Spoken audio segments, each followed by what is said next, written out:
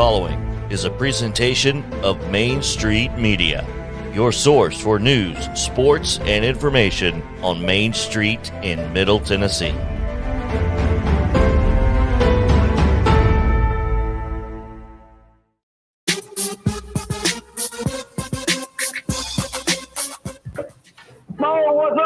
Let me say something else, too, about Mo Patton. Mo has done it all. I mean, he's covered the Titans. He's covered the Vols. He's done high school. He's a fantastic writer. He's now actually hosting a talk show every day in Columbia that is outstanding.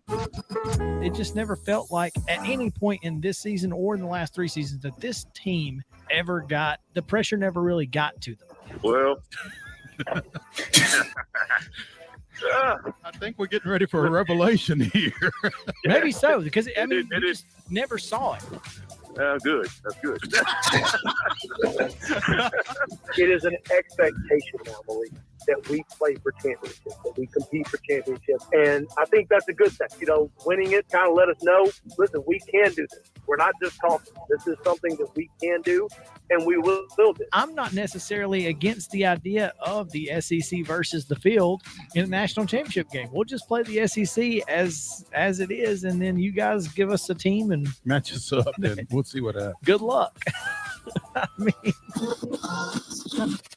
from preps to pros and everything in between, it's Southern Middle Tennessee Sports Today. Live from the Lee Company studio with the Hall of Famer Mo Patton, here's Chris Young. Welcome in, Southern Tennessee Sports Today, presented by Mid-Tennessee. I want to join Chris Young, Mo Patton, Peggy Plant, and, of course, Andrew Moore in the house. It's Friday, which means Andrew's going to be here. Missed you last Friday, Andrew, but glad that you are going to be able to hang out with us. I know you know, Chattanooga's a little far to travel. It's a little too far for me. I can understand. You got other things you got to do. So That is true. it's all good, man. Well, welcome in. It is a Friday edition, and we are excited to be here as always. We have a fantastic show for you today, as we always do. Nick Campbell, Columbia Central boys basketball coach, joins us ahead of his game tonight with Lawrence County. Oh, his alma mater, by the way. Mountain Juliet football coach Trey Perry is going to join us. He coached in the East-West All-Star game last night. We'll hear from John Olive, and we'll react to that as well. We'll talk Titans. We've got a lot of top stories to get to, a ton of top stories. Matter of fact, I don't know that we're going to get to all of these. We probably I don't know how we're going to get to all of them. So what we need to do is get to them quickly. Before we do that, let's give them the rundown.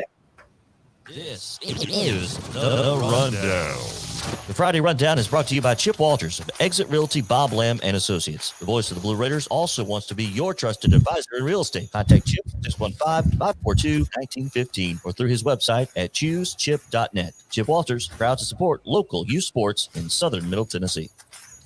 In girls basketball action on Thursday night, Fairview hit a late three-pointer to knock off Spring Hill 46-43. In the boys game, it was Fairview 61, Spring Hill 49. High school wrestling action on Thursday. Eagle defeated Spring Hill 48-28. It was Columbia Central picking up a pair of wins. 30-18 over Cornersville and 42-12 over host Marshall County. Independence went on the road and took a 67-9 loss at Blackman. In high school football action, as we mentioned in that East-West All-Star game, the East just absolutely destroyed the West, 31-3. In NHL action last night, the Islanders remain winless at home. They go down 4-3 to Nashville. In NFL action, the Steelers tried late and failed. Vikings 36, Steelers 28, and the Grizzlies with a 108-95 win over the Lakers. Tonight's high school basketball action. Loretto hosts Collinwood. As we mentioned, Columbia Central travels to Lawrence County. Summertown hosts Season, and Cullica hosts Fayetteville. It's Hampshire at Zion Christian. Independence traveling to Page. Santa Fe goes to Mount Pleasant, and Summit travels to Rockville. Boys only. And boys only, you're right. High school wrestling tonight.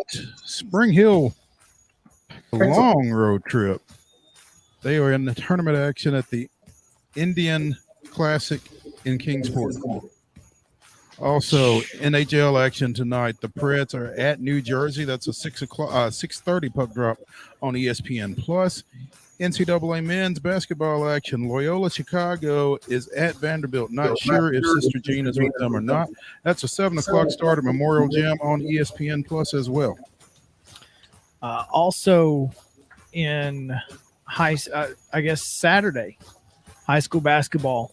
Columbia Academy is at University School of Nashville at 3:30. Page is at Columbia Central, and Santa Fe hosts East Robertson. In wrestling action, it's Spring Hill still at that Kingsport tournament, and Summit travels. They take a pretty decent trip, too, to Cleveland for the Cleveland Duels. College football action on Saturday. The Army-Navy game is at 2 o'clock. That game is on CBS. And the Heisman ceremony is scheduled for 7 o'clock on ESPN, and that will be an in-person affair this time after last year's Zoom deal. NCAA men's basketball action. North Carolina Greensboro plays at Tennessee at 3:30 Saturday. That game will be shown on the SEC network, and I presume it will be on 103.7 WKRM. MTSU goes to UT Martin for an 8 o'clock matchup. That game will be shown on ESPN Plus. Also, Houston plays at Coleman Coliseum against the Crimson Tide. That game will air on 101.7 WKOM beginning at 9 o'clock Central. 9 o'clock Central. I think they have a 2-hour pregame, so you can catch it at 7. That's 9 o'clock p.m. Yeah. Take you a nap.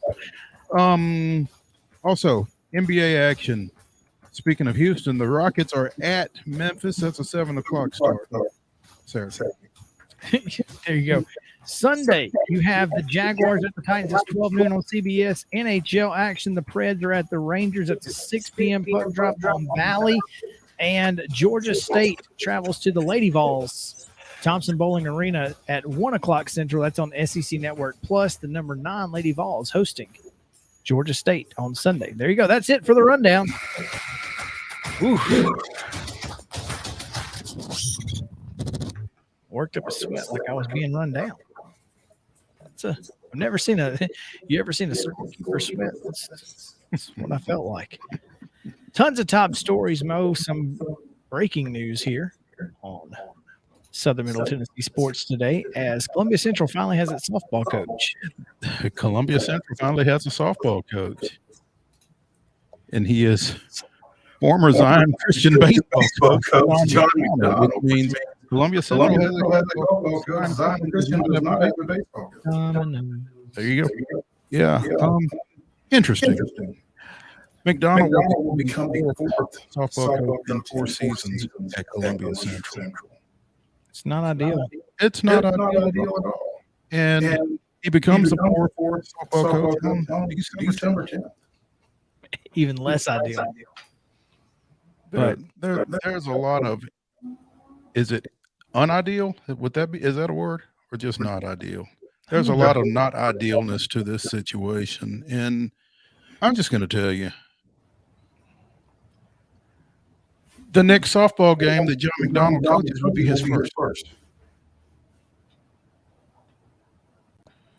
And he has no idea what he's walking into as far as players, skill level, talent, schedule. Yeah. I mean, it's going to be a struggle. I mean, OJT, I guess, on the job training, but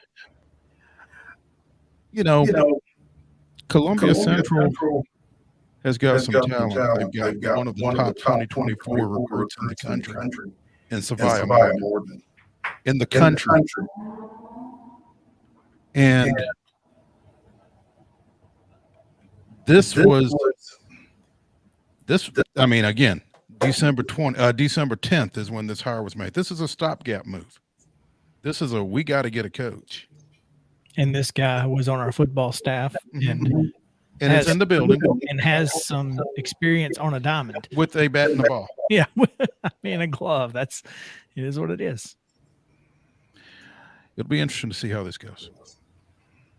Listen, softball's not easy. It's a different game. It is absolutely a different game. And it's not, well, I coach baseball, so I can coach softball. No. It sounds good. I'll be interested to see, who he's able to put around that team. So yeah, he's going to need somebody. To his credit, I think he knows that. Yeah, but at the same time, there's a little bravado there that I'm turned off by. I'm not sure what else was you going to do. That's the unfortunate thing. I mean, Kevin Edey was left with no choice. I mean, what else was he going to do? That's the unfortunate part. Yeah, it is. It is because mistakes were made. Lessons were learned. Well, I'm not so sure about that. Maybe not. Yeah. Anyway, other top stories: Auburn basketball hit relatively lightly, compared to some other NCAA sanctions, especially in hoops. But I thought fairly, the NCAA docked them a scholarship and suspended Bruce Pearl for 2 games. This comes after last year's postseason ban, and I think they sat some players for a season as well last year. So I think in and of itself, Auburn's punishment is probably fair. But when you look at what has happened with other programs, Stillwater, Oklahoma, for instance, relatively light but fair. If we're talking about in this tunnel, it's fair. That's all I'm saying. Yeah, but it's fair to Auburn, not to the rest of the NCAA. It's fair to Auburn, but not. It's tough when the punishments are not so even-handed across the board. You're not telling me anything I don't know. And some people get their hands slapped, and some get their teeth knocked out. And Will Wade's still coaching. That's all I'm saying. Chuck Person did get a 10-year show cause. Yeah, but I don't think he was planning on coaching again anyway. No. So, couple of things. Got about 2.5 minutes. Army Navy is this weekend. We may talk a little bit later about that. Some coaching moves. Tony Elliott finally leaves Clemson. 11 years on the staff, the last 7 as offensive coordinator, has named earlier this afternoon as the successor to Bronco Mendenhall at UVA. I'm interested to see how that goes. We'll see. He certainly knows the ACC. That's an offense, apparently. But I mean, as we've seen, he's not had a great offense without a great quarterback. So he's got to find a great quarterback. Not a good quarterback, a great quarterback. Because every good quarterback they've had, they've not been very good. They got to be great. They got to be Deshaun Watson, Trevor Lawrence, etc. Who was the guy before Deshaun? The guy that Kelly Bryant. Yeah. I mean, they got to have a great one. Jason Garrett going to Duke? He seems to be the front runner. Is he going to take some of his former staff mates with him? His former from the Giants? Yeah. He's got pretty much a college staff at his disposal up there, doesn't he? Pruitt, Dooley? Yeah. Joe Judge gets fired. He's going to get fired. Yeah. No? That just sounds gross. It's weird, right? Well, what sounds gross about it is that Jason Garrett has no college coaching experience. Which is why you've got to put some guys around you who know what they're doing. So which means not hiring Pruitt and Dooley, but there you go. Know what they're doing. Not just we're there. Yeah. And finally, Walt Bell, former Dixon County and MTSU standout. Yeah, a month ago, he was dismissed at UMass after going 2-23 over parts of 3 seasons. UMass, come on. Yeah, exactly. Well, now he's the offensive coordinator and quarterbacks coach at Indiana with Tom Allen. Good. Who needs some help. He needs a little help, and I think Walter will do fine there. So When we come back, we will have Andrew join us for the segment to talk Titans. Zach Cunningham headed back to Nashville. So stick around. But don't ask about it. Southern Middle Tennessee Sports Day returns after this.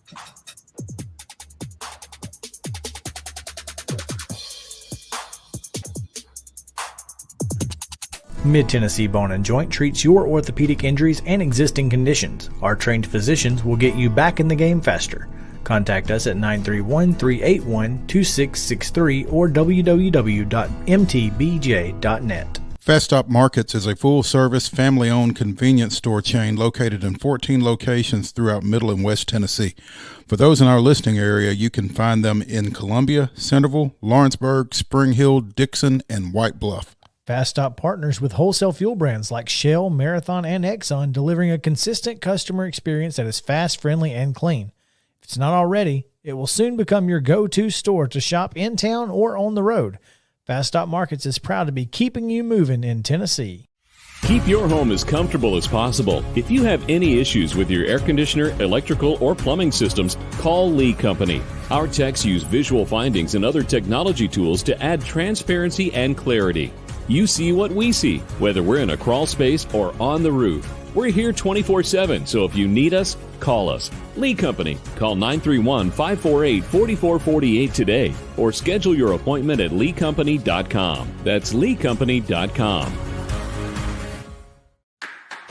Hey folks, while we take a quick break from the show, I want to tell you about our friends over at Custom Stone Handlers in downtown Columbia. Ned Rich and his team at Custom Stone Handlers believe in leadership. And outside of the military, our greatest leader building platform is sports. Custom Stone Handlers proudly encourages young people to get in the game. You can contact them today at 931-490-4990 or visit CustomStonehandlers.com. Mid-Tennessee Bone and Joint has been the official sports medicine provider for Murray County Schools for more than 40 years. We specialize in orthopedic injuries, and our Ortho Quick walk-in service lets you bypass the ER. Visit us online at www.mtbj.net.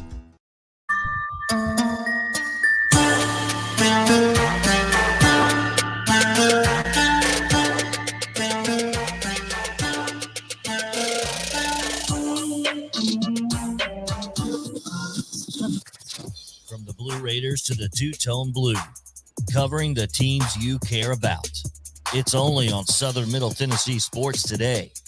Live from the Lee Company studio with the Hall of Famer Mo Patton, here's Chris Yao.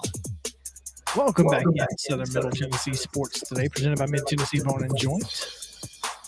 Getting ready to talk some Titans because one of my favorite people, athletes, people of all time, Zach Cunningham, headed back to the Music City, and he will be suiting up for the Titans hopefully as soon as next week. He's not even allowed in the building until Tuesday due to COVID protocols, which is apparently one of the reasons that he was let go from Houston. He was late for a COVID test. Is that what you read or heard? Specifically, I'm not sure. I do know there was some turmoil inside. No, turmoil in Houston. I do find that hard to believe. Doesn't really sound right. But, Never heard of it. It's a big time pickup. He's somebody I wanted back in 2017 when he was in the draft. Yeah. Why would you not? Exactly. I mean, we got Jayon Brown out of that draft, so not too bad. But just to see, not the leading tackle in the NFL. No.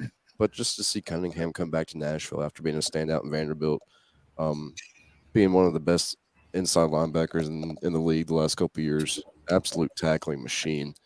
I mean, just attacks every time. It's huge, especially with the injuries that we've had at linebacker.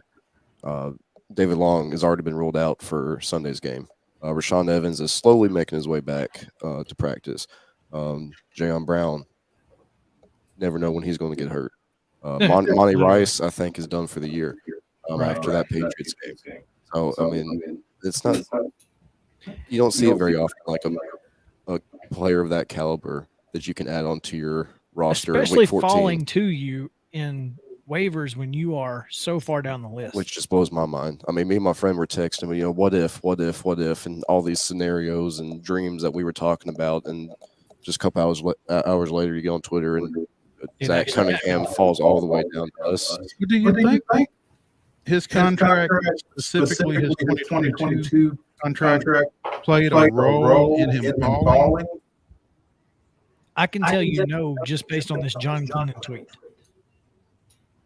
Based on this tweet, Zach Cunningham is only under contract for 3 more years, but next season is the only guaranteed, and it's for injury. So if the Titans cut him for performance and not injury at the end of this season, they don't have to pay him anything. Okay, but what I'm saying is, would that have impacted other teams' decision whether or not to pull the trigger on him? I mean, if you need a linebacker for $275,000, I don't know why you don't take him. Because nobody else between Detroit and the Titans needed a linebacker. It doesn't make any sense. That's unless it's an OBJ type situation where they called his agent, and the agent said he's not going to show up. The only place he wants to go is Nashville. I mean, he wants to play with Vrabel again. I mean, he's made that clear. So, I mean, it's possible that's what happened. Is the only place he was going was Nashville. Sounds very NBA-ish. And what kind of blows I might have read this wrong on Twitter, but David Coley, the head coach in Houston, if I read it correctly, I think it said that it wasn't a hard decision to let him go. No, he said it wasn't at all. Lie again. That just doesn't seem right. David Kelly, for all the positives, he's talking a lot of trash about this guy, and essentially he's doing it because I don't think any of it has to do with the Cunningham relationship, but Zach Cunningham hasn't been happy. I think I think David Culley is kind of carrying the Texans front office's water on this deal. And, part of it is I finally got to be a head coach, damn if I'm going to piss these folks off. Exactly. So sometimes you got to just toe the company line. Yeah. And that's what's happening here. Which is tough. It's tough to hear. Just add him to the list of everybody else that wants out of Houston right now, which, again, I'm completely fine with. Sure. I am absolutely fine with that. But, yeah, adding him is huge, especially this late in the season because, I mean, I have a picture right here of the potential defense going into the playoffs right now. We got on the front, you got Bud Dupree, Jeff Simmons, Danico Autry, Harold Landry, Terry Tart, Ola Adaney. In the middle, you have David Long, you have Rashawn Evans, you have Jayon Brown, you have Zach Cunningham. On the back end, you have Kevin Byard, Amani Hooker, Christian Fulton, Janoris Jenkins, Elijah Molden, Chris Jackson. That's Jackrabbit Jenkins to you. Yeah. But when he starts playing better, I'll call him Jackrabbit. Call him what he wants. So, because Mama called him Janoris, I'm gonna call him Janoris. Yeah. But I mean, that's huge, especially with 5 weeks left in the season. Pittsburgh might be our hardest game left on the schedule, but with TJ Watt, if last night is any indication, yeah, no. So these players, as bad, it's been a roller coaster this year. I mean, I was thankful for the bye week, to get people healthy, but also to kind of calm my nerves down. I needed a week-long break, which I was happy to get. But just it's never fun to see your team go down the way that this team has gone down this year. But with all these injuries kind of happening earlier in the year to some of these players, getting them back now, 5 games left heading into the playoffs, I mean, is huge. It looks for everything that has taken place, you're still talking about an 8-4 team. Yep. 8-4. What are they? The number 2 seed right now? Number Correct. 2 seed. Yep. And could have been number 1 if Buffalo had done their job. Well, and here's the worst part is now we're rooting for the Colts because it's the toughest game left on the Patriots schedule. We need the Colts to win. You can't make me. I know, but it's we're not rooting for the Colts. We're rooting against the Patriots. I wonder if they tie, they could tie, and we would jump them. So a tie would work. I can take a tie. I like that. That would work. Captain Chaos. That would be very weird. The injury report for this weekend, Tommy Hudson, tight end, Who's he? Who? He's somebody that he's been on the practice squads and the preseason squads that this team really, really likes, but can't seem to stay healthy. Clearly. Unfortunately. Jackrabbit Jenkins is out, hasn't practiced all week. David Norris. David Long is out, hasn't practiced all week. Elijah Molden, who did not practice Wednesday, was limited on Thursday, went full participation yesterday, and will be playing in the defensive backfield. That's huge. Yep. Tyler Tart is out, and that is it. So, I mean, that's 4. I think was that 4? Yes. I'm so used to counting to about 24. Right. Exactly. Wait a minute. You're done. I mean, Landry. Flip the page. Landry was on limited participation in the hamstring, so he's questionable. He's been playing banged up the last couple of weeks. Autry was in full participation on Friday. Oladini has been practicing all week. Jayon Brown all week. Nate Davis all week. Rashawn Evans all week. I mean, it looks like this Titans injury report is starting to finally shrink a little. Julio Jones on the Julio's back, designated to return. I mean, we have that 21-day window to activate him. Right. But I mean, if he's practicing already, you would like to think maybe not Sunday, but the last 4 games of the season, he's going to be there for the push. Dane Cruikshank coming back. Chris Jackson coming back. There was somebody else that I think I'm missing. Anyways, I mean, just even those 3 players, having them on the designated to return list is big. It really is. Jeremy McNichols, I think he was the one that I forgot. That's right. Having him back will be great. Potentially. I mean, right now, this running back situation that we've got it's not bad considering. Yeah, I mean, it's not as good as it could be. You take away 2 plays from that Patriots game with Hilliard and Foreman, just 2 plays. Sorry, random picture on Twitter of Dabo with the Will Smith and no furniture room. Yeah. Anyway, sorry. Back to the Titans. And then there's been the rumors the last several weeks that I've kind of been ignoring that Derrick Henry might be back pretty early. But now you're starting to really hear it that he might be on that closer to that 6-week time frame than the 10-week time frame for his return. So there is a possibility you might see Derrick Henry before the playoffs. I hope so. Who is also still number 3 in the league in rushing and hasn't played since Halloween.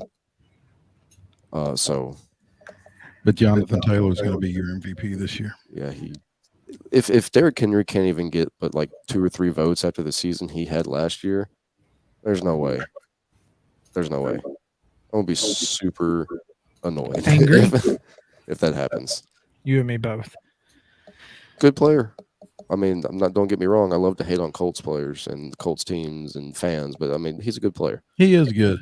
But there's no way. I'd still take our guy. I would too.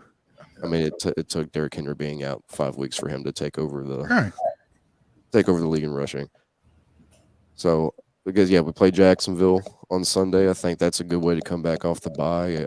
A divisional opponent that you really want to beat, a team that you don't really like, the team that you've kind of had their number, and a team right now that doesn't have any confidence, I don't think, in what they're doing in Jacksonville. They certainly don't have any confidence in the guy leading them. And I mean, it's just a mess. Let me make this a question rather than a statement. Are y'all surprised he's still there? No. I mean, I certainly think there would have been very little upset fans, very few upset fans if he were to have been fired mid-season, but it's his first year. Urban Meyer, right? Yes. I figured his heart would have already given out by now. I'm surprised that he hasn't quit. I'm not surprised he hasn't been fired. I still don't see that being more than a 2 or 3 year. If he makes it 3 years, I'll be shocked. Yeah, I think I will be too. Which here's the thing is Jacksonville's bad. I mean, they're just bad. Even with the quarterback, and it's almost like they've dragged Trevor Lawrence down into this. Yeah. I mean, that's exactly what they did. They took a guy who never lost, who could have been a very good pro quarterback and put him in a situation that he can't win. And so that's unfortunate for him, but not for us. And I'm really that's unfortunate. You want to see a player like that who seems like he's Sure. a good person do really well. But hey, if you're going to play in Jacksonville, then I hope he loses the rest of his career.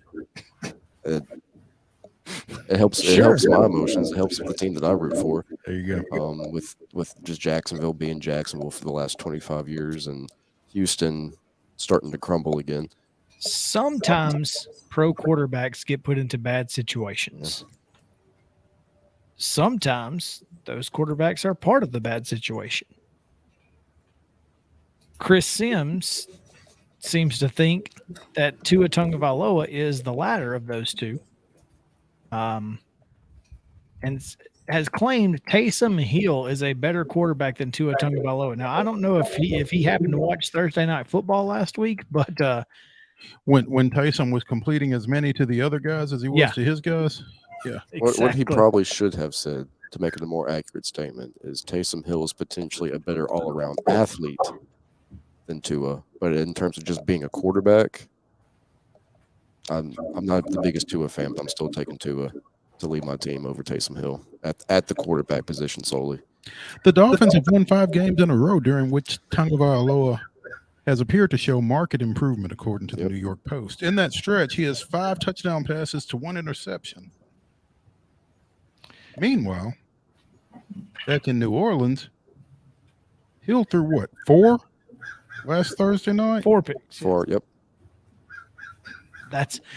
Protecting the football, where does that rank in terms of importance for a quarterback?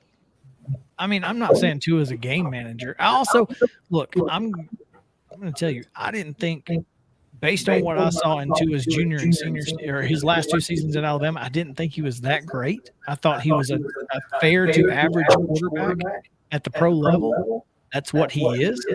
But a fair to average quarterback at the pro level is still pretty good because there's a lot of bad ones. And who would have thought that Mac Jones out of the 3 might be the best one going forward? We'll see. He looks pretty good right now. I think that Mac Jones has potential. I think he does too. Yep. But I also said he was the best quarterback in the draft last year, but that's neither here nor there. Demaryius Thomas died last night at the age of 33 after 10 seasons in the NFL, 5 Pro Bowl appearances. Gone too soon. No doubt. That's a guy who's played it every, at the highest level, man. That's unfortunate. I hate to hear that. Let's talk to Nick Campbell on the other side of the break. Columbia Central boys basketball coach joins us right after this. Stick around.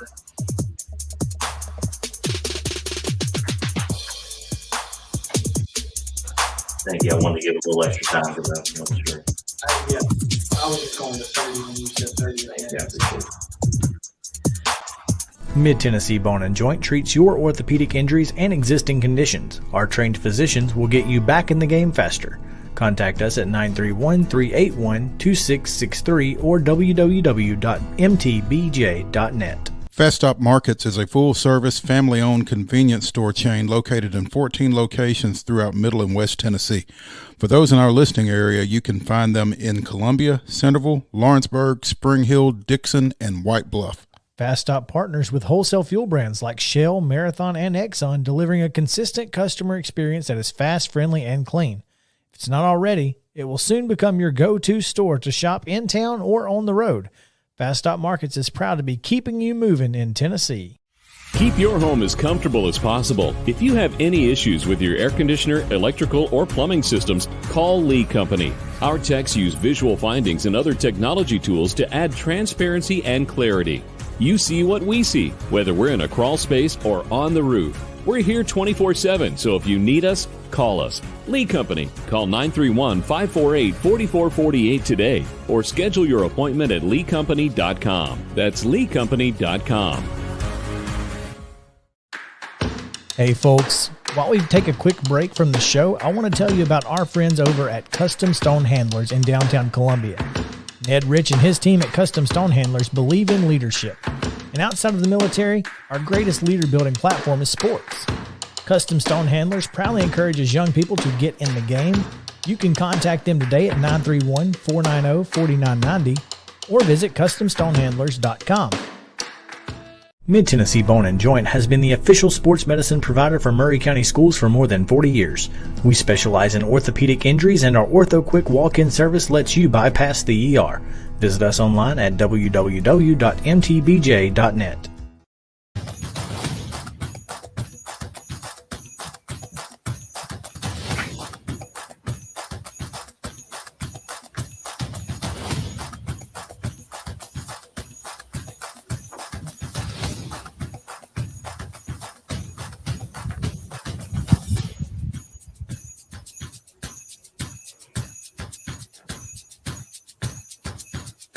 Hey, stop screening my call.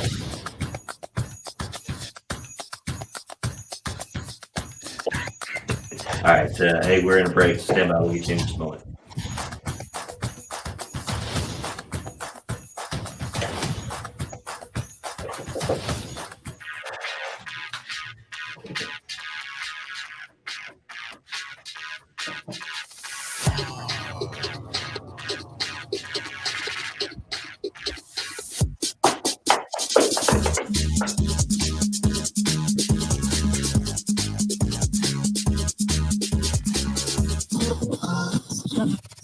Local sports talk you'll only find here. It's Southern Middle Tennessee Sports Today. Live from the Lee Company studio with the Hall of Famer Mo Patton, here's Chris Yao. Welcome back in Southern Middle Tennessee Sports Today, presented by Mid-Tennessee Bone & Joint. Friday edition, coming to you from the Lee Company studio, and the weekend on the horizon. High school hoops tonight.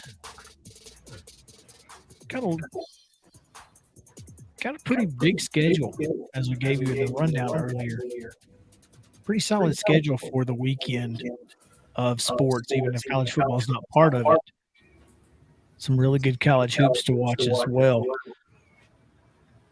Or start your weekend tonight at a very intense basketball game, I have to imagine, as Columbia Central Lions, boys and girls, travel south on 43 to former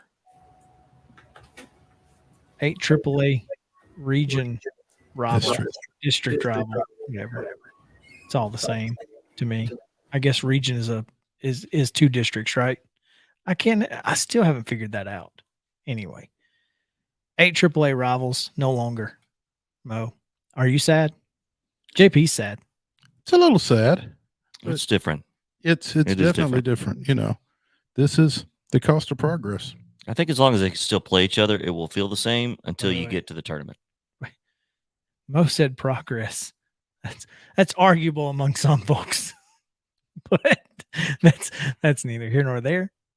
I'm excited to talk to our next guest, Columbia Central boys head coach Nick Campbell joins us. Coach, how are you? How you feeling?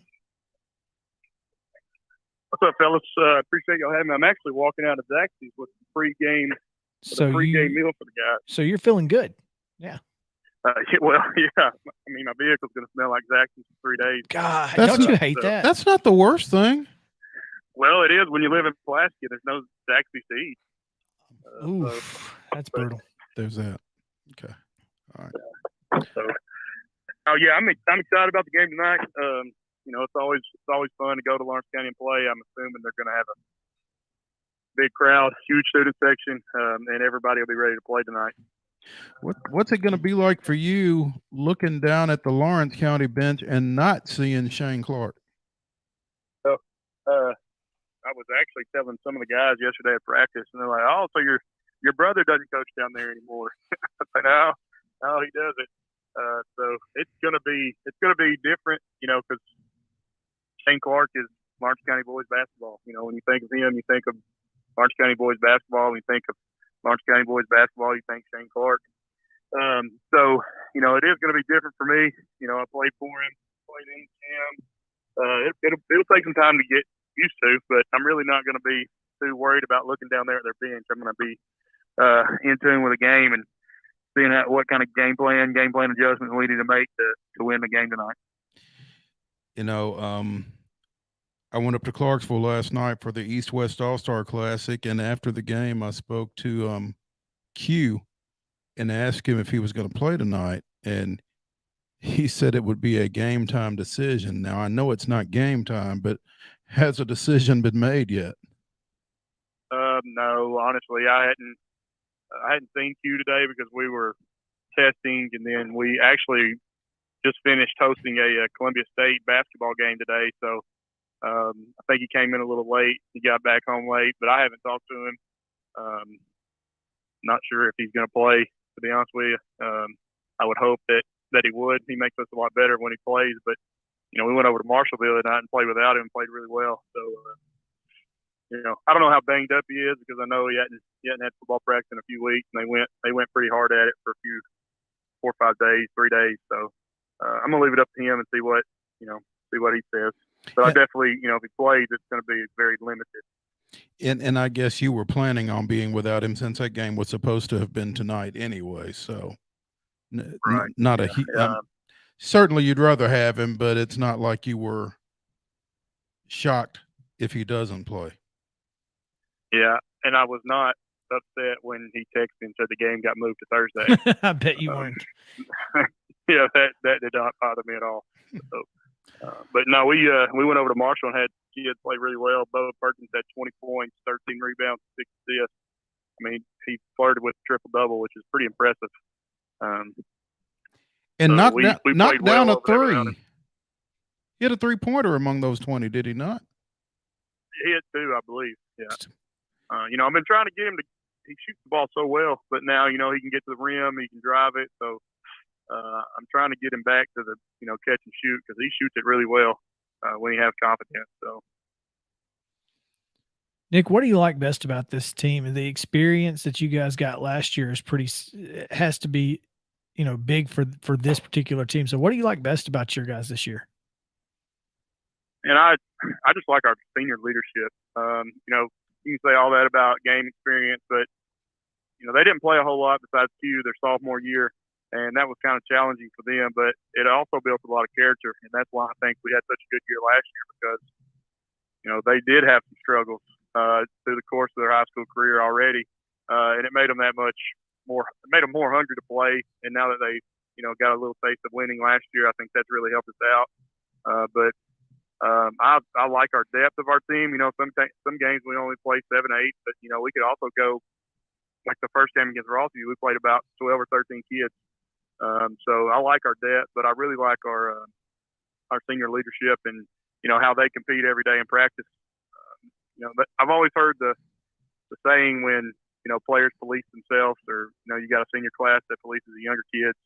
That's when you can kind of step back and have some fun with them. But if those younger kids aren't practicing hard, it's easy for me to say, well, hey, I got Q Martin over here diving on the floor, or Omari Franklin's taking the charge in practice. Bubba Perkins, diving for a loose ball as well. So our practices are very competitive, and that's a direct result of the senior class. Offensively, Nick, I would imagine you got to love it when you have 6 guys scoring. Each of them hits at least 1 3. You hit 12 3-pointers in that 74-58 win over at Marshall County. I mean, do you feel like 3-point shooting is a strength for you guys? It better be, because I let them shoot it. I mean, we're probably averaging 25 attempts, 25 to 30 attempts a game. But in those 35 attempts, we're averaging somewhere around 11 or 12 offensive rebounds a game too. But Omari Franklin is really shooting the lights out to start the season. I tell you who else is starting to come along as far as their shooting wise is Ronnie Bailey. But Ronnie's more of a pass first guy. He tries to get to the rim, but catch and shoot threes, he's pretty deadly too. But really anybody in the starting lineup. And then we got Malachi Horton coming off the bench. We got a few more guys that can shoot it too. So it kind of makes us tougher to guard. If Amari's has hit 2 or 3 threes, it gives everybody else some driving lanes to get a one-on-one to the basket. But we can shoot it really well. That's kind of been the MO on Columbia Central over the past, that, they have athletes and guys that can handle the ball and get to the rim, but not necessarily great overall shooters, but you know, we shoot the ball really well as a team. I think we're shooting like 43% from three right now for the season. Coach, when we talked to, or I say when Mo talked to their first year coach, Joseph Wilson, to start the season, he indicated that he felt like his team was pretty deep. And if you look at their box scores, that certainly seems to be the case. They have a lot of guys who end up getting in the box scores.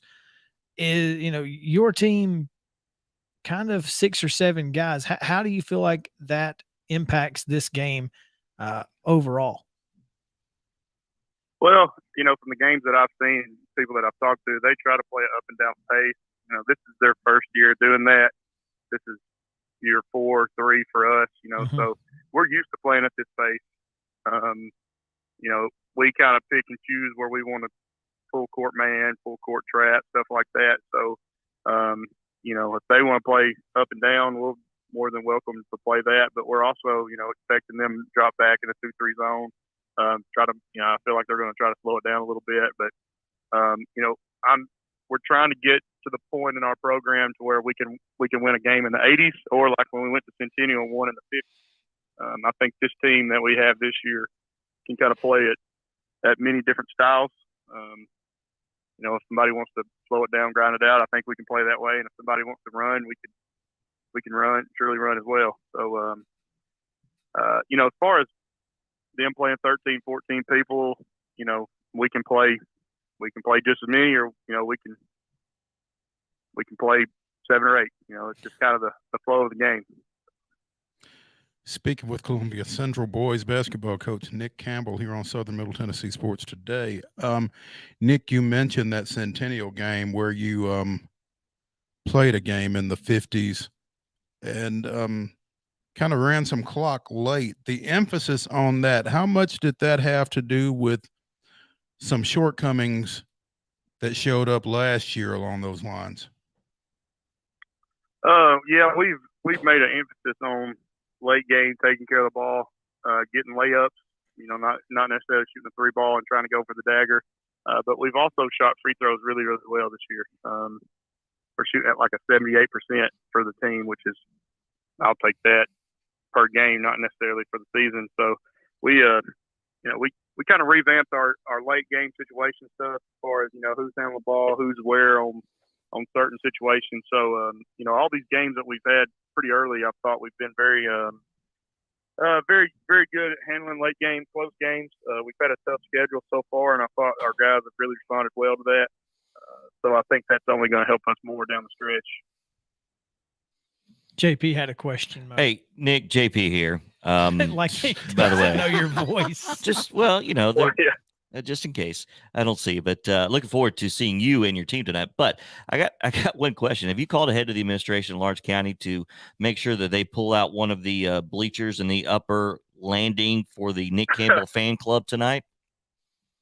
I have not. No? I think that's going to be right behind the bench. I'm not sure they're going to go all the way up to the top level. It's a big fan club, Nick. Come on now. Yeah. To be honest with you, I'm not sure how many people are going to be in there besides my family members. But there will be. I'm assuming there's going to be a good crowd. I've fielded probably 25 to 30 text messages a day from people that I went to school with or guys that I coached saying that they were going to be there to watch the game. They said it'd be kind of weird, like Mo asked earlier, I think, about looking down there and seeing me on the Columbia side and no Coach Clark on the Lawrence County side. So, yeah, I'm looking forward to tonight, man. It's going to be awesome. Like I said, I've got a lot of great memories in that gym, you know, more so from when I didn't play, because when I did play, we were pretty terrible. So try not to relive those days very often. But, yeah, I'm looking forward to it. I'm looking forward to seeing a lot of people that I haven't seen in a while. You know, I think it's going to be a great atmosphere. It's a Friday night rivalry game. I'm just glad the weather has kind of held off long enough for us to play.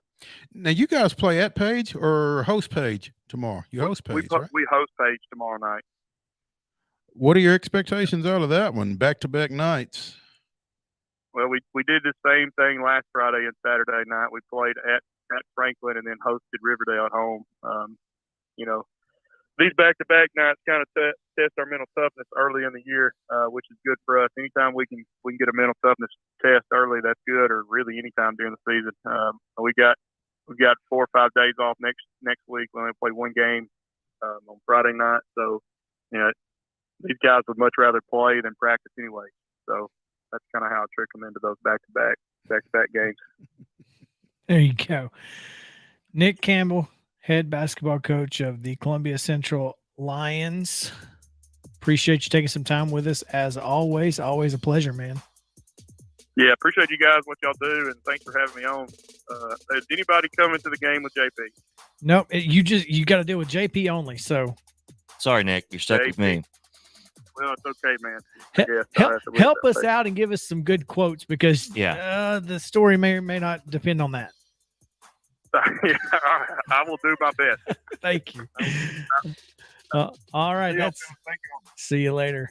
When we come back, we've got Trey Perry, Mountain Juliet football coach, and East head coach from last night at the All-Star game. So stick around.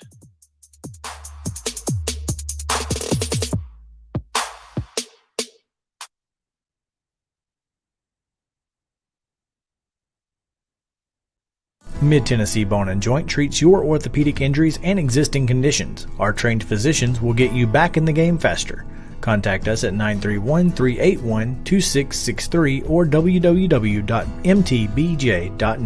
Fast Stop Markets is a full-service, family-owned convenience store chain located in 14 locations throughout Middle and West Tennessee.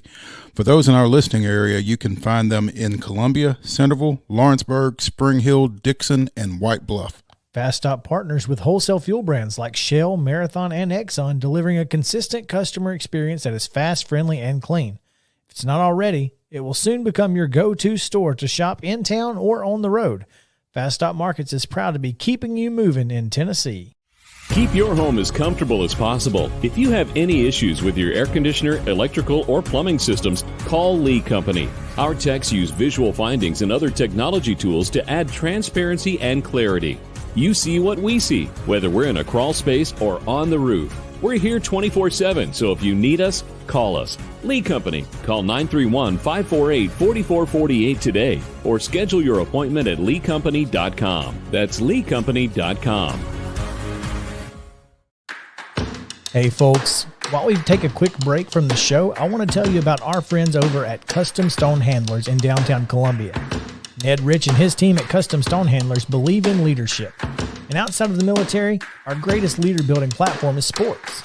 Custom Stone Handlers proudly encourages young people to get in the game. You can contact them today at 931-490-4990 or visit CustomStonehandlers.com. Mid-Tennessee Bone & Joint has been the official sports medicine provider for Maury County Schools for more than 40 years. We specialize in orthopedic injuries, and our Ortho Quick walk-in service lets you bypass the ER. Visit us online at www.mtbj.net.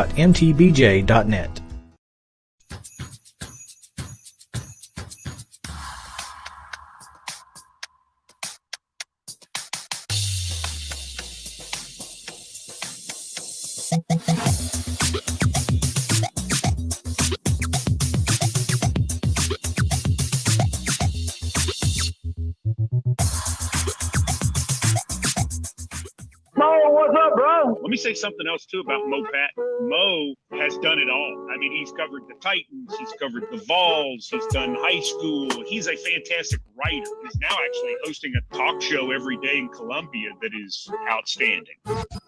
It just never felt like at any point in this season or in the last 3 seasons that this team ever got, the pressure never really got to them. Well, I think we're getting ready for a revelation here. Maybe so, because I mean, we just never saw it. Good. That's good. It is an expectation now, Malik, that we play for championships, that we compete for championships. And I think that's a good thing. You know, winning it kind of let us know, listen, we can do this. We're not just talking. This is something that we can do, and we will do. I'm not necessarily against the idea of the SEC versus the field in a national championship game. We'll just play the SEC as it is, and then you guys give us a team and match us up, and we'll see what happens. Good luck. I mean, from preps to pros and everything in between, It's Southern Middle Tennessee Sports Today. Live from the Lee Company studio. With the Hall of Famer Mo Patton, here's Chris Young. Welcome back in Southern Middle Tennessee Sports Today, presented by Mid-Tennessee Bone and Joint. Glad to have you guys with us here on this Friday edition of the show. And boy, do we have a great second hour for you, starting with this segment here. It's going to be a lot of fun. We're going to talk to two of Middle Tennessee's, well, we'll talk to one, we'll hear from another. Two of the best coaches in the mid-state when it comes to high school football. Looking forward to it. Last night, the TACA Coaches Association, Tennessee Athletic Coaches Association. There we go. All-Star football game was held on the campus of Austin Peay State University. And to the winner go the spoils and the radio interviews, Mo. Something like that. I think we were going to talk to Trey anyway, but the fact, Trey might not have talked to us had it not been a 31-3 East win over the West. But yeah, Mount Juliet football coach Trey Perry here with us on Southern Middle Tennessee Sports Today. What time did you stay up last night, or did you come back this morning, Trey, or how did that work for you? I've got an incredible wife that made the trek to Clarksville and said she'd drive me home. So I came back. I don't know. What do you define as this morning? I got back around. Gotcha. Great performance last night. I mean, you don't expect to win a all-star game by 4 touchdowns, I don't think. What did you feel like the key? It must have been that defense that you drew up, right? Well, I'd like to take credit for that, but here's what I take credit for. I surrounded myself with some unbelievable coaches and some kids. You know, the night before, if you probably, and I had the TACA staff tell me this, Murphy Fair said this, if you looked at who had offers and maybe measurements and this, that, and the other, you would probably lean a little bit towards the West, you know, being a better team in last night's game going into it. But and I don't know that I wasn't in the same boat, but the night before, I looked at our roster again and I counted how many people had played for or won a state championship on both rosters. And you know, we had a lot of people playing football last week. And I feel like that showed up last night more than once. So it was an honor for me. I think I said this 2 or 3 times after the game last night, but I went into the game thinking, you know, the week even thinking, what can I give to these kids and coaches? And it was, you know, selfishly, it was more about what I got back from them, and something I'm going to take with me for a long time. It is easier to play football when you played the week before, I have to imagine. You know, taking a couple of weeks off has got to be tough, especially with a lot of them, you know, on the hardwood over the last couple of weeks. That's interesting.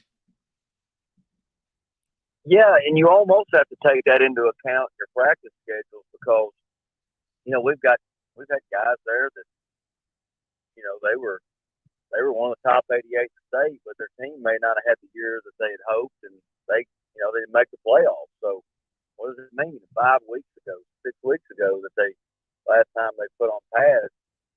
So, you know, we tried to take that into account too with our preparation, but it certainly didn't hurt. And we had a lot of them that have played the last couple of weeks too. Trey, one of those guys in particular was one of your safeties last night, Brady Pierce, and we talked a little bit about him after the game. And, you know, we just continue to be baffled at the lack of recruiting attention that Brady is getting. And so it's nice to get someone who hasn't been as exposed to him as we have to maybe bring a little bit less biased evaluation of him. So the floor is yours. Well, Mo, you know me well enough to know I'm blunt force trauma when it comes to telling the truth. So I said during the week, and I'm not the only one. I mean, Steve Jackson got to see it firsthand. Oakland's defensive coordinator the week before. I said it during the week. I said it to recruiters. I said I was going to say it to recruiters. I just got done with Vanderbilt, being on our campus looking at a couple of our 23 kids that I don't understand either. You had a funny line last night after the game. All-Star game is meant for rotation. And the good news is we had everybody play, but Brady wasn't coming off the field. We made that decision quick and in a hurry. Got him lined up. He's a cerebral player I've ever coached. I don't mind admitting that, especially after being with him for 3 days, that he picked the defense up faster than I did. And I guess there's another way of putting it. I was on my way home. My son's a freshman football player for us, and he was talking to me about, who was I impressed with, who did I think really shined in the week at the game, and I said, well, I'm going to tell you who you need to go after as far as what your ceiling is. I said, it's number 13 from Summit. And, people that get caught up in the measurements, it's a fatal mistake to be playing against it. Well, Jim Fabe, the basketball coach at Summit, had a great line, I thought, and that was, a lot of college coaches get caught up in the measurements and say, well, if he's 6'1", 6'2", 220, I can teach him to play football. Why not just take the kid who already knows how to play football? I mean, it doesn't matter how big the kid is. He's clearly good enough to play at some level in college, and I just feel like I don't know what else there is to say. I mean, Nicholls State clearly sees it. I'm glad they do. Mike Jasper sees it. I'd rather him go to Bethel than anywhere else right now. Yes. I had a kid in 2018 named Michael Rutland. And if there's anybody I'd put in the same category as him. And, I was beating my head against the wall late in the season, his senior year. He didn't have what I thought he needed to. Sent whatever I could out, film-wise, and messages and this, that, and the other. And like Brady, he had the grades to back it up. And finally, Princeton bit, and, he's an all-conference safety. And so that's why I continue to be frustrated sometimes. Now, let me say this, too. There are those out there that will listen. And you know what tends to happen with those recruiters? They tend to be the ones winning the championship. I think Lindsey Wilson, I was talking to them about Brady yesterday in the pregame. Their national championship 2020, and then this year, on the doorstep. So when it's kind of funny how the people that look past the measurements are also sometimes the ones that end up at the end of the year with the size and rings. No question. Some of the other players that obviously that you coached was I can't remember the kid's name. The MVP, the defensive MVP. Crap. Levi Evans. Yeah, Levi Evans. That's it. This all-star stuff, man. When you get those type of athletes on the field, it's just a game changer to watch as a fan, a coach. I assume, watching that level of talent has just got to be something special. Oh, I mean, I was a kid in the candy store. That level of linebacker play, Levi and the two kids from Baylor, Trey McDonald, kid going to Virginia. And let me stop and say this for a second. How awesome is it? And the West has some guys like this too. They know where they're going. They've got a 40-year plan, but they thought enough of their city, their team, their family, to come play this game anyway. And that, to me, when you get like guys like that, you know why they're there, and it's the love of the game. And so yeah, those linebackers were incredible from a communication standpoint. They fit well all week in practice. Another way of looking at things is our offense. Our offense helped our defense last night because they stayed on the field. I don't know what some of those drives were, but it felt like we ran a quarter out once on offense. And I bring that up because a cliche you'll hear coaches say a lot to their own teams during the week is if we can be the best, whatever, offense, defense, special teams that we see this week, including Friday night, then that's going to make Friday night easy. Well, I'm going to tell you something. Our offense went against the best all week long, and I think it paid off last night. 36 minutes of time of possession, including 10 minutes and 57 seconds of the third quarter. Okay. So you did. You ran all but a minute and 3 seconds of a quarter. No, they played 15 minutes. Oh, okay. Yeah. Well, even still. Yeah. 10:57 is incredible. Definitely impressive. Mount Juliet football coach Trey Perry joining us here on Southern Middle Tennessee Sports today. Trey, in addition to Brady Pierce from Summit, you also had Cooper Cook, offensive lineman from Summit, and Q Martin, athlete from Columbia Central. And I think early on there was some question about where Q was going to wind up for you. He wound up at corner. I don't think they ever threw at him all night. I think he came up and made a tackle on the far sideline from you. But what did you see out of Q over the course of the week, particularly considering this is a kid who had not played high school football until his senior year? Well, he probably looked me over when I met him because I told him I was mad at him. Yeah. But that had to do with the playoff game. It was easy for me, unfortunately for that night, but with the coaching staff to say, look, this kid's dynamic. I studied 10 games worth of film on him, and he's a no-doubter. And I like the way Q carries himself. He's really no nonsense. Man, a few words, but he this is a lot like Brady, but he picks it up quick. He's in the right place. Here's the thing about corner. If you don't get noticed, it's one of the few positions in football that's a really good thing. That because usually you're either it's hero or zero. You make a play and that's great, but otherwise you're getting posterized. And I like to talk a lot when I'm looking at defensive back play about owning the top shoulder, and he does a really good job of that.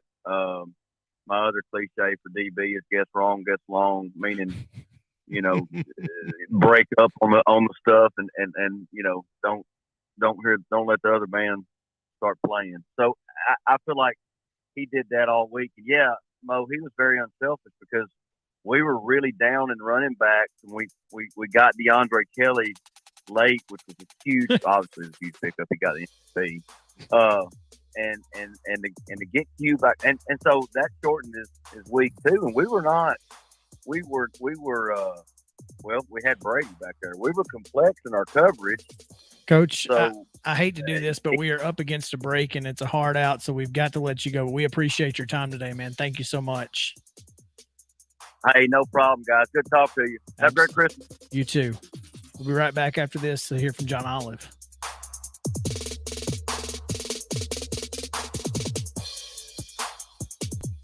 Mid-Tennessee Bone and Joint treats your orthopedic injuries and existing conditions. Our trained physicians will get you back in the game faster. Contact us at 931-381-2663 or www.mtbj.net. Fast Stop Markets is a full-service, family-owned convenience store chain located in 14 locations throughout Middle and West Tennessee. For those in our listening area, you can find them in Columbia, Centerville, Lawrenceburg, Spring Hill, Dixon, and White Bluff. Fast Stop partners with wholesale fuel brands like Shell, Marathon, and Exxon, delivering a consistent customer experience that is fast, friendly, and clean. If it's not already, it will soon become your go-to store to shop in town or on the road. Fast Stop Markets is proud to be keeping you moving in Tennessee. Keep your home as comfortable as possible. If you have any issues with your air conditioner, electrical, or plumbing systems, call Lee Company. Our techs use visual findings and other technology tools to add transparency and clarity. You see what we see, whether we're in a crawl space or on the roof. We're here 24/7, so if you need us, call us. Lee Company. Call 931-548-4448 today or schedule your appointment at leecompany.com. That's leecompany.com. Hey folks, while we take a quick break from the show, I want to tell you about our friends over at Custom Stone Handlers in downtown Columbia. Ned Rich and his team at Custom Stone Handlers believe in leadership. And outside of the military, our greatest leader building platform is sports. Custom Stone Handlers proudly encourages young people to get in the game. You can contact them today at 931-490-4990 or visit CustomStonehandlers.com. Mid-Tennessee Bone & Joint has been the official sports medicine provider for Maury County Schools for more than 40 years. We specialize in orthopedic injuries, and our Ortho Quick walk-in service lets you bypass the ER. Visit us online at www.mtbj.net.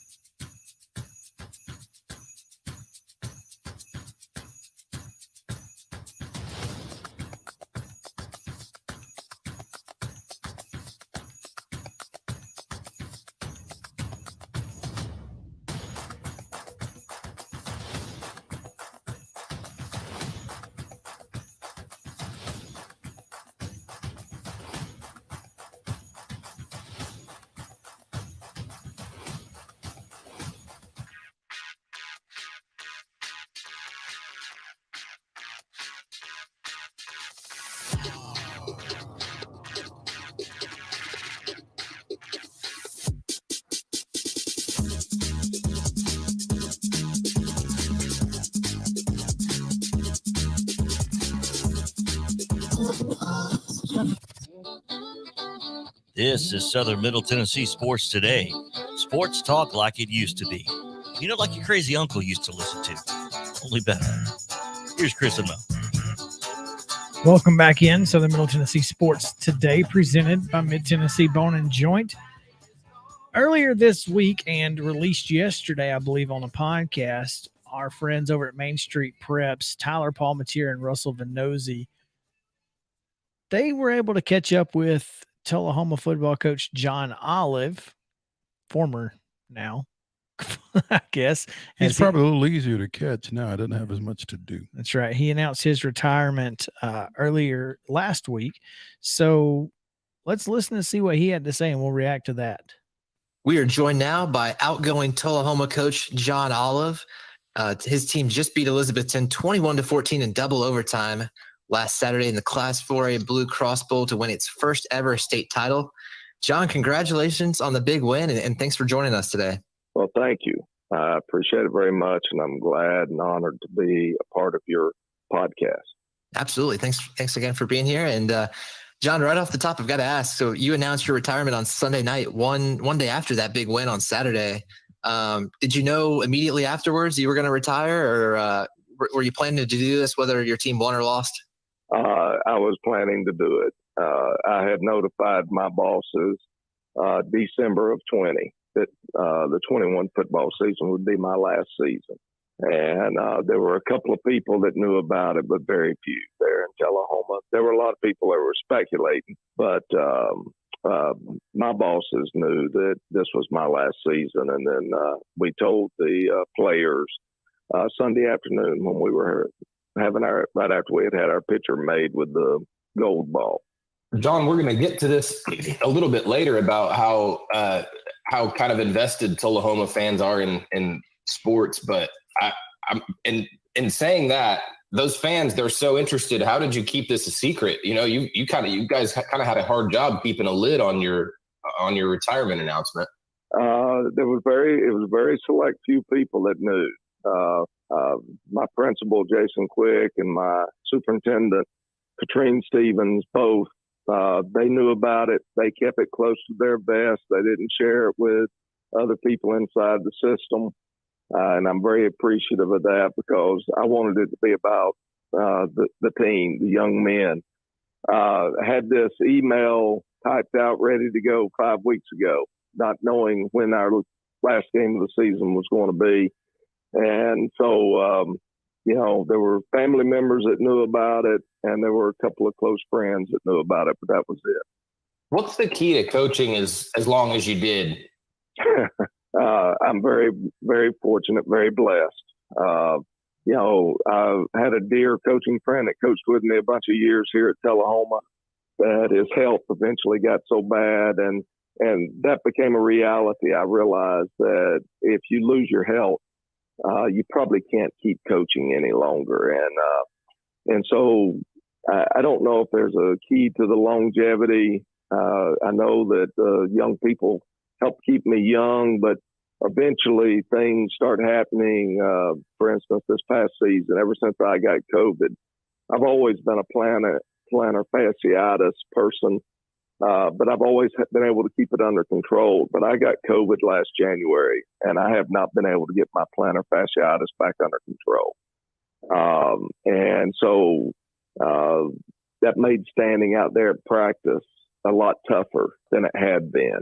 And if I had not already told my superiors that I would be hanging it up as far as being a coach, a head football coach, this past season, just, sometimes I'd have to get our trainer to get the knots out of my feet so that I could be able to keep walking, because I'd be a crippled man by the end of practice. So those are the type of things. I don't know if there's any true secret other than I was very blessed with a great community that supported us even through the thin times. And I had an administration that was very supportive, and all those type of things go into giving you longevity. Well, John, that plantar fasciitis doesn't sound fun, but you were able to power through this season, your 33rd and final season as a head coach, and it ended with a 15-0 record and a state championship. Is that pretty much how you drew up your last season going down? I thought we would be a good team. I'd never dreamed that we'd be good enough to win a state championship. It wasn't until when we beat Pearl-Cohn in the quarterfinals and Elizabethton beat Greenville on the same night that I realized, we may be good enough to win this thing. Elizabethton had the hardest time moving the ball in that championship game. John, what impressed you the most about specifically your defense this season?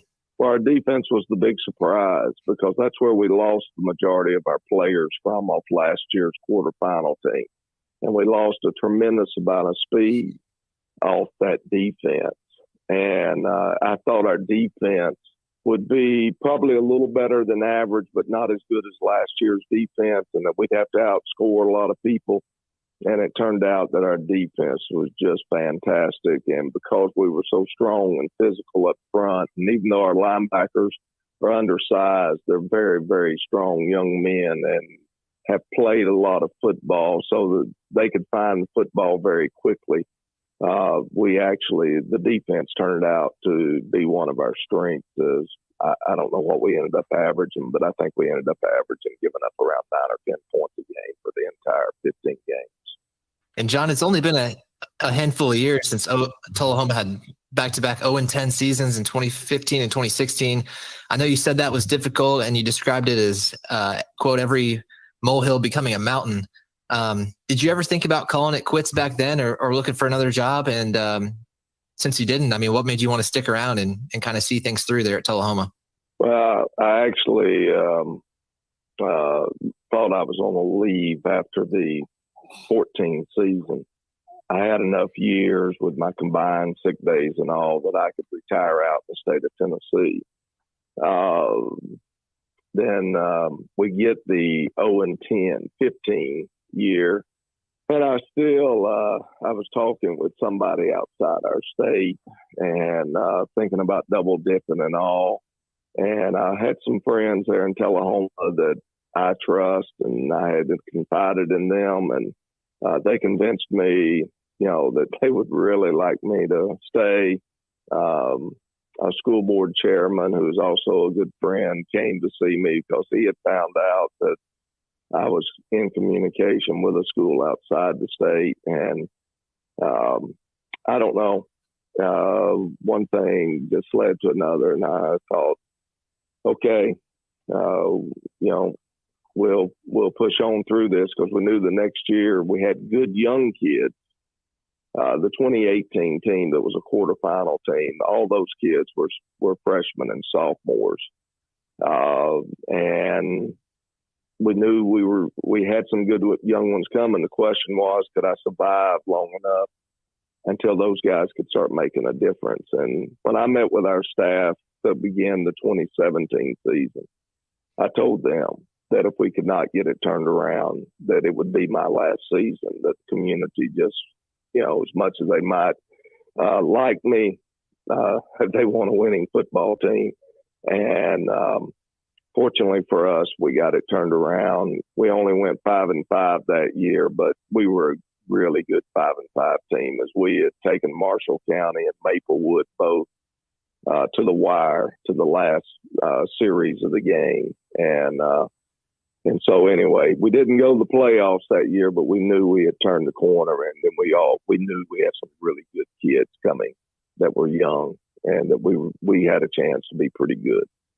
And this year, John, the state title ends up going through your region. I was talking to Tony Brunetti, Pearl Cone coach Tony Brunetti, yesterday at the Mr. Football Awards, and I felt bad talking to him about it, because I think it was kind of hard for him to hear, and then he ends up telling me that he thought whoever got through that quarterfinal, you guys or Pearl, was going to have a good shot at a state title. Did you see it that way?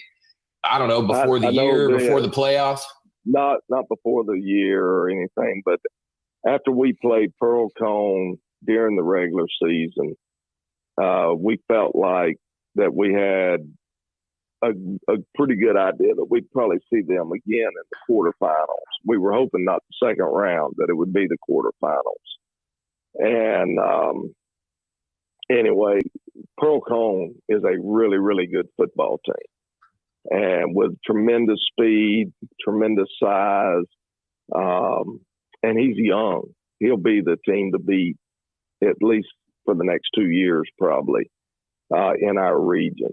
And wasn't sure how good Haywood was until we started collecting video on them, and we realized that they're Pearl Cone. We call them Pearl Cone 2.0. Same type of kids, a lot of speed at the wide receiver in particular, a hard-nosed running back, and then just huge up front on both sides of the ball. And so anyway, I kind of agree with Tony there that I can tell you this, that his team would have had as good a chance of winning a state championship if they had come out of that quarterfinal as we did. And obviously the game Saturday could have gone either way. And we were just fortunate that we made one more play than Elizabeth did when Chris made the interception. And John, you're staying in your role as athletic director at Tullahoma, and you'll still be working, but obviously you're going to have quite a bit more free time now that your football coaching duties are going to be relinquished. Do you have any plans for how you want to spend that time? And is there anything that you've missed out on these years that you want to do now? My wife does. My wife's got a lot of plans. She's already said, here's some things that we need done around the house. And so there'll be things. I enjoy working with a ministry called the Hands and Feet Ministry, where we build wheelchair ramps for people so they can stay at their house. And I look forward to having some time to be able to, because once I became AD and football coach, I didn't really have any downtime where I could keep volunteering with that group. And that'll be one of the first things that I do. I'll go back to volunteering with the hands and feet people and spend some of that free time trying to build some wheelchair ramps. John, I've never been to Tullahoma. I'm kind of also new to the area, but what do sports mean to that town? Your school brought the biggest crowd last week, biggest visiting crowd at least, and it wasn't close. Why are Tullahoma fans so passionate? I think we are a sports town. Obviously, at one time we had a Rollins plant there, we had a Wilson plant there, and then we were the home to Worth. And so until about 20 years ago, there were a lot of athletic things being manufactured in Tullahoma, which led to sponsorship. This is really going back in the day, but back when slow pitch softball was such a huge thing going on in our state, Worth would bring in teams from all over the United States there to softball tournaments and so forth. And then baseball has always been huge, as we've had several baseball state championships and have played for a couple of others. The town itself is very athletic oriented. We play just about every sport that's offered in our state, and normally take a good crowd with us wherever we go. But did not realize the groundswell that was going to happen. I'll be honest with you. Going to the state championship and actually winning state championship was bigger for our community than I ever dreamed it would be. The reception of us coming back, the send off when we were leaving out on Friday night, it cost a lot of money to stay in that hotel and to feed our kids. And we had individuals and businesses that stepped up and paid our entire bills so that whatever we make off this state championship game will come in and it'll filter into our athletic program so that we're able to meet the needs of whatever we have there at the high school athletically. Well, John, it's neat that Tullahoma was able to add a state title to just all that history that you spoke of there, sports-wise in the town. And congratulations on capping off your long career there in the best of ways. And good luck on that honey-do list, too, as your schedules freeze up a little bit. I appreciate it very much, guys. And I appreciate you all giving me an opportunity to talk with you this morning. You bet, John. Great stuff, man. And congratulations again. Thank you.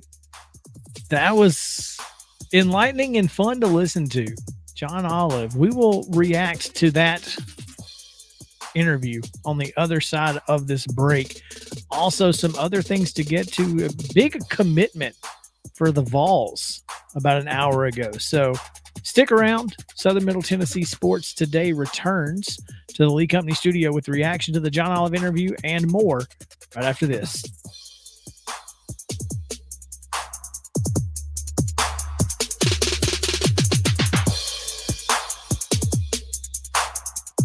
Mid-Tennessee Bone and Joint treats your orthopedic injuries and existing conditions. Our trained physicians will get you back in the game faster. Contact us at 931-381-2663 or www.mtbj.net. Fast Stop Markets is a full-service, family-owned convenience store chain located in 14 locations throughout Middle and West Tennessee. For those in our listening area, you can find them in Columbia, Centerville, Lawrenceburg, Spring Hill, Dixon, and White Bluff. Fast Stop partners with wholesale fuel brands like Shell, Marathon, and Exxon, delivering a consistent customer experience that is fast, friendly, and clean. If it's not already, it will soon become your go-to store to shop in town or on the road. Fast Stop Markets is proud to be keeping you moving in Tennessee. Keep your home as comfortable as possible. If you have any issues with your air conditioner, electrical, or plumbing systems, call Lee Company. Our techs use visual findings and other technology tools to add transparency and clarity. You see what we see, whether we're in a crawl space or on the roof. We're here 24/7, so if you need us, call us. Lee Company. Call 931-548-4448 today or schedule your appointment at leecompany.com. That's leecompany.com. Hey folks, While we take a quick break from the show, I want to tell you about our friends over at Custom Stone Handlers in downtown Columbia. Ned Rich and his team at Custom Stone Handlers believe in leadership. And outside of the military, our greatest leader-building platform is sports. Custom Stone Handlers proudly encourages young people to get in the game. You can contact them today at 931-490-4990 or visit CustomStonehandlers.com. Mid-Tennessee Bone and Joint has been the official sports medicine provider for Maury County Schools for more than 40 years. We specialize in orthopedic injuries, and our Ortho Quick walk-in service lets you bypass the ER. Visit us online at www.mtbj.net.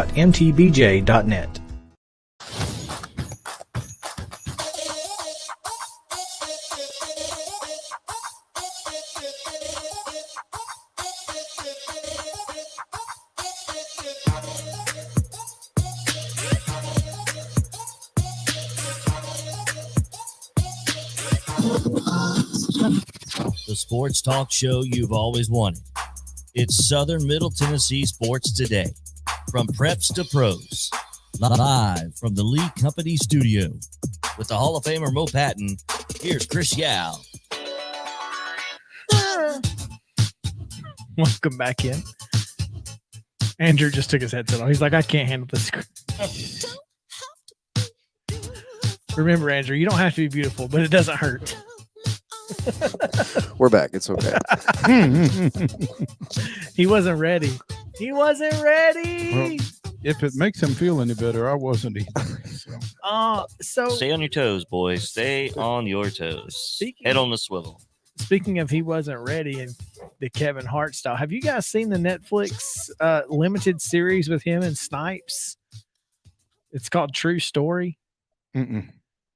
There are 7 episodes. I watched all 7 in 2 days. My Jody tried to get me to watch that last night to start it. As opposed to my Jody? Yes, that's true. Yes. Do it. Just well, that's good. She'll it gives her an opportunity to say, well, I told you so. It's which, doesn't she would take never much. do a thing like that. No, it doesn't take much to get that. But I wasn't like, I had saw some of my friends say, yeah, it's, it's good. Watch it. And so I thought, okay, I'll try. And I couldn't turn it off. Like, could not turn it off. Of course, I've caught up on Bull. I've caught up on Chicago PD. I've caught up on The Equalizer. So I've caught up on all my shows. I thought about you Wednesday night watching Chicago PD. Oh, I haven't. Is there's one on Wednesday? I didn't notice. Yeah. I looked yesterday and they hadn't dropped yet, I guess. I don't watch it live. I have to watch it on demand. Yeah. Well, I will have to. I'll say no more. Maybe I haven't caught up then on You've at least not. that. Yeah. Interesting. Very. So some enlightening stuff there in that interview from John Olive. I didn't realize that COVID could impact plantar fasciitis. So well, I mean, much. I guess it's a lung related. Yeah. And so lungs are blood related. Blood flow. So all of a sudden, you got all sorts of potential issues coming out of that. That's hashtag get the shot.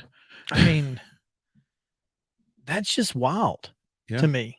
I mean, I'm glad that he was able to finish this year and to go out the way that he did. There's no better way. No better way for a guy like That's John Olive. Crazy. I mean, and the fact that he knew from the get that he was shutting it down at the end of the year, and for them to come through the way they did, unaware, and as I've talked about what has gone on at Tullahoma over the last few years, and I've referenced that 2015 and 2016 season where they went winless back-to-back years.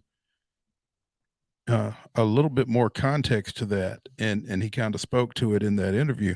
Prior to those back-to-back 0-10 years, they had back-to-back 5 and 6 years.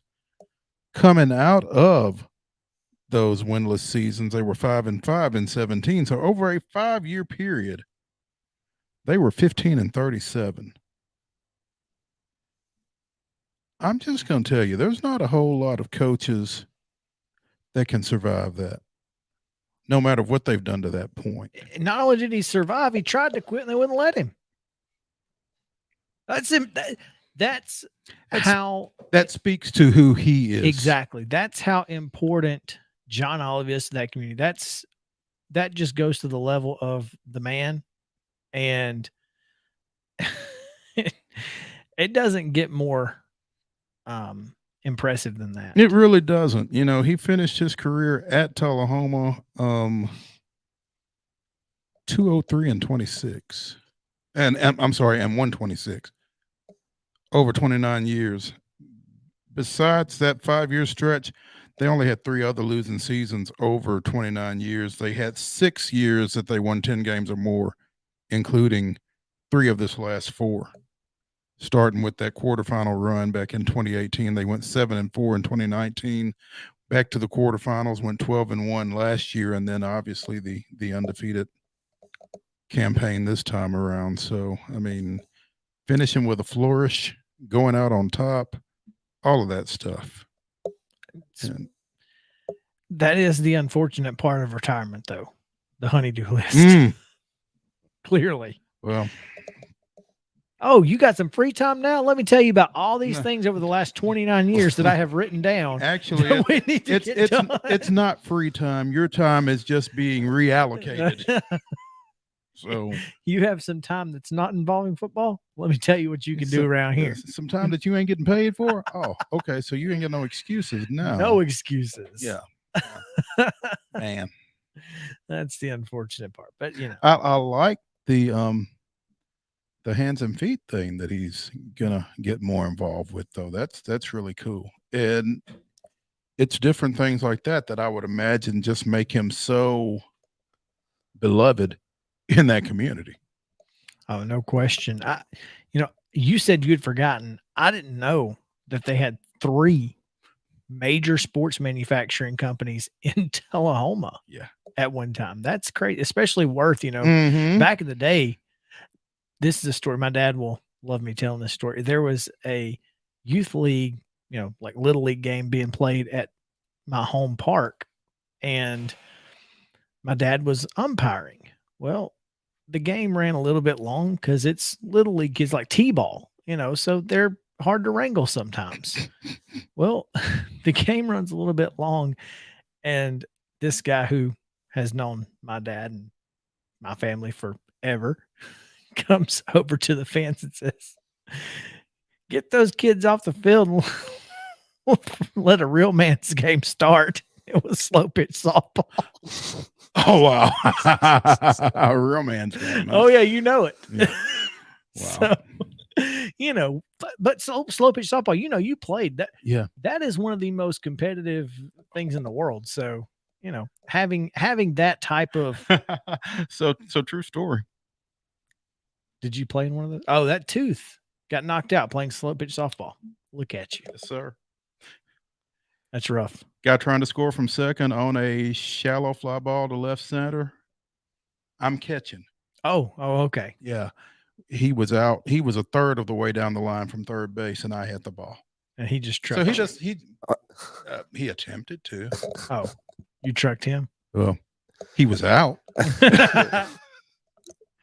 I mean, don't stand on the track when the train's coming through, or the opposite. No, but I mean, I've got a cap and I've got stitches here, but he was out. So, so who really won? You got the out. That's all that matters. That's it. That's it. Yeah. So, I mean, the competitiveness of that town, just the fact that he was able to survive that 5-year stretch and be able to do what he was able to do, just so awesome. Yeah. Such a great dude. Yeah. Yeah. He deserved to go out the way he did. And it's fantastic to see. So notice some pretty big news, and this is Alabama, but I mean, in reality, this is going to send some shockwaves through the high school football coaching across community. the Southeast. No question that the Hoover High School job is now open.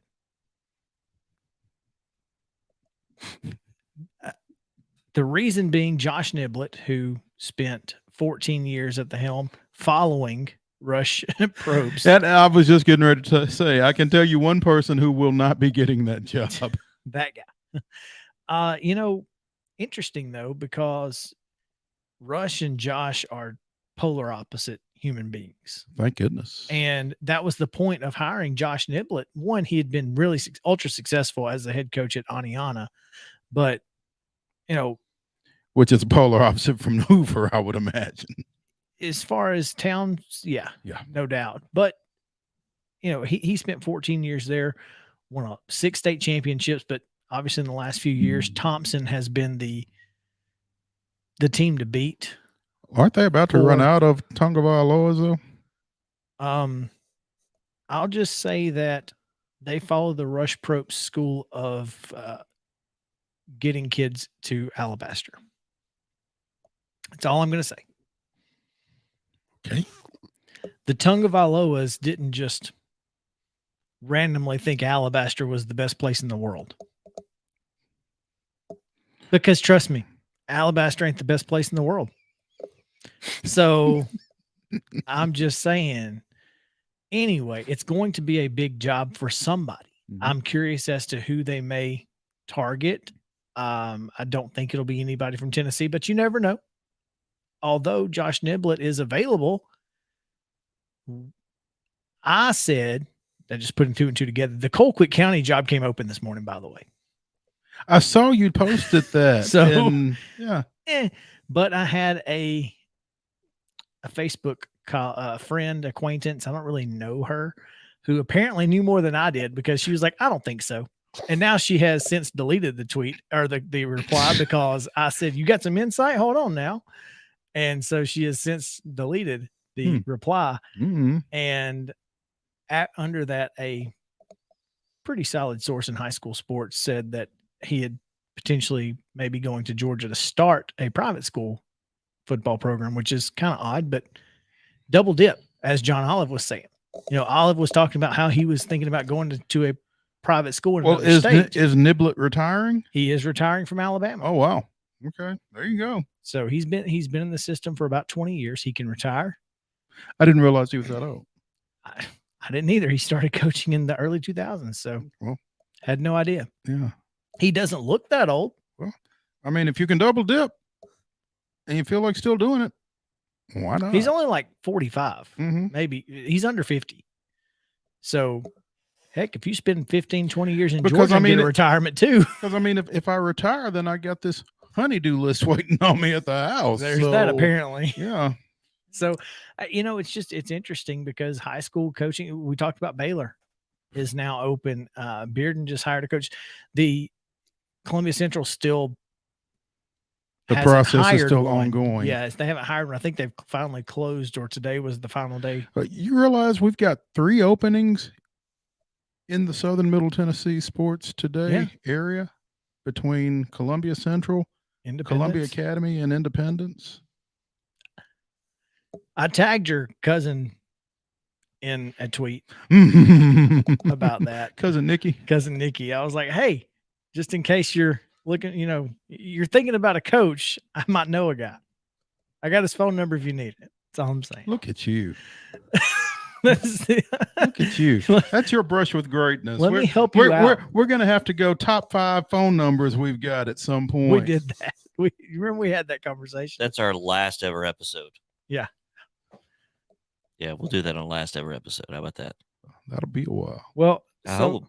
The thing is, the list will grow. I also have all those same phone numbers now from those guests because I copied them down just in case. You never know. Thanks to Mo, our list is growing. It really is. It's like, hey, I worked with Mo Patton. Oh, okay, cool. I will use your name for clout. That's what we do. Meanwhile, I'm chasing clout. Clearly, remember. Clearly, you are. Yeah. Man, what a fantastic week we've had. Looking forward to next week. The Heisman Trophy will be awarded tomorrow night. And on Tuesday, we'll tell you our top 5 Heisman runner-ups of all time. Runners-up. Runners-up, you're right. There's 5 runners-up. This is not talking about Clarksville, Tennessee, by the way. I did find that out. I was unfortunate. I was very sad about that. Huh. Yeah, it's Clarksville, Ohio. What? Doesn't make any sense. None. It's dumb.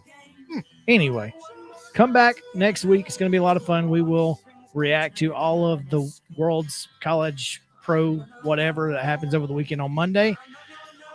And we'll have a good show. Andrew, appreciate you. Appreciate you guys. It's always fun when we get to talk Titans with you, man.